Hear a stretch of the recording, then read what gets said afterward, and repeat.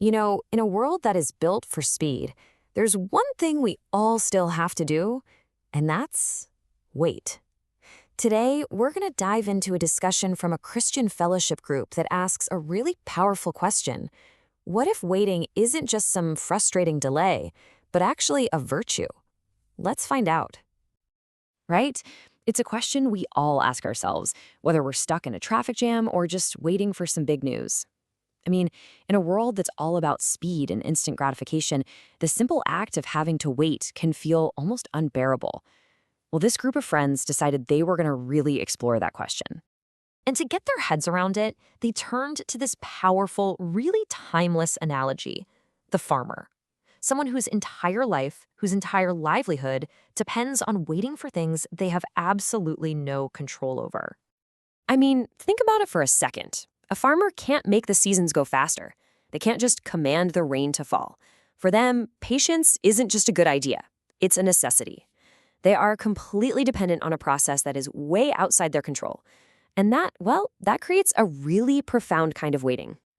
So the group then connects this farmer's wait to their own spiritual journey, especially during the Advent season leading up to Christmas. Just like that farmer is waiting for the harvest, they're waiting for the coming of Jesus. They see it as a kind of spiritual harvest. And this brings us right to the heart of the discussion. What exactly is patience from this theological point of view? And it turns out it's not about just passively sitting around and twiddling your thumbs. It's something much, much more active. The group actually defines it in three really distinct ways. First, they call it a quiet action, which implies it's an active state, not a passive one. Second, they describe it as a fruit of the Holy Spirit, which means it's a quality that grows out of your faith. And finally, as a virtue, a good action that actually builds your character. And this kind of lofty spiritual concept gets brought right back down to earth with some everyday wisdom. One of the members shared a phrase that, let's be honest, many of us have probably heard from a grandparent.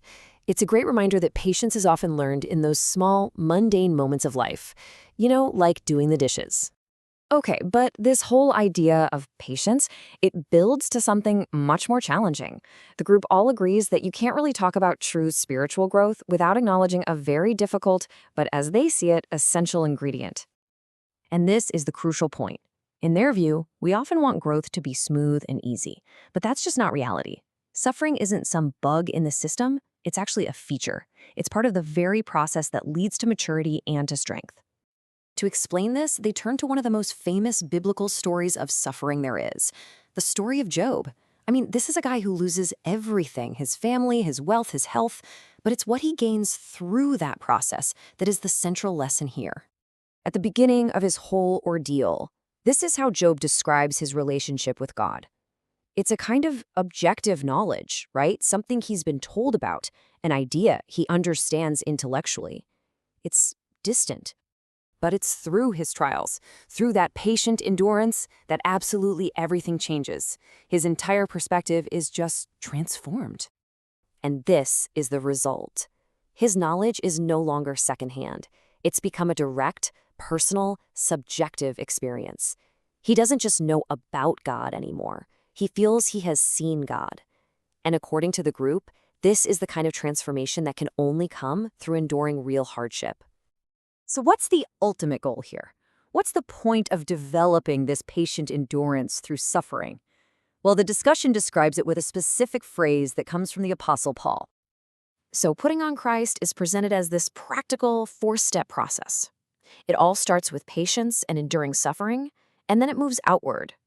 Step 3 is about avoiding judgment of others, and then the final step is to become a light in the world. So what does it mean to be a light? The group is super clear on this. It is not about criticizing or shaming people who don't believe. It's about leading by example. The goal is to embody qualities like joy and patience so that other people might look at you and say, hey, I want to have what that person has. And that's what draws them closer to the faith, instead of being pushed away. And all of this discussion about patience and suffering, it all leads to the group's final and honestly most profound topic: applying this virtue of patience to the ultimate weight in their faith. This is a massive theological question. The early apostles really believed Jesus would return in their lifetime. So now, after 2 millennia, The question is, why the long wait? For God, as they note, 1,000 years is like a day. But for us, for humanity, that is a long, long time. And the group offers a really thought-provoking conclusion here. They suggest that the reason for the delay isn't just random. The waiting itself actually has a purpose. So in this view, the divine timeline is directly connected to human spiritual development. God is waiting for his people, the saints, the bride, to grow up, to mature through all this patience and suffering, to be truly ready for his return. The responsibility, in a way, is shifted right back to the believers themselves. And this leads to a final, really powerful prayer from the group.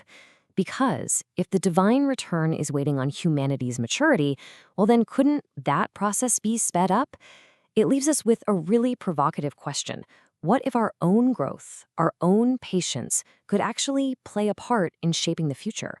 It's a pretty remarkable idea to think about.